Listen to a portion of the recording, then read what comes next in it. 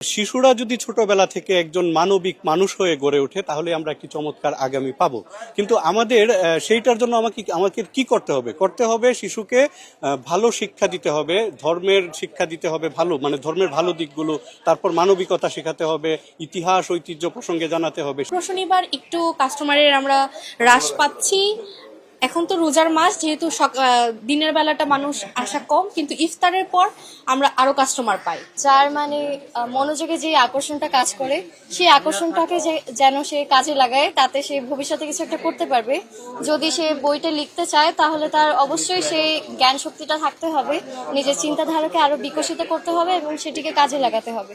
এখন আমরা যদি একটা কাজ করতে চাই সেটা আমরা অবশ্যই করতে পারবো, এই মনোবলটা আমাদের থাকা লাগবে, তবেই আমরা সার্থক হব। সাহিত্যটাকে আমরা কাজে লাগাতে পারছি না, এটা আমাদের ব্যর্থতা। তো আমার মনে হয়েছে যে আমার এই সাহিত্যটাকে কাজে লাগানো উচিত, যেহেতু আমাদের ভাষাটা অত্যন্ত মিষ্টি।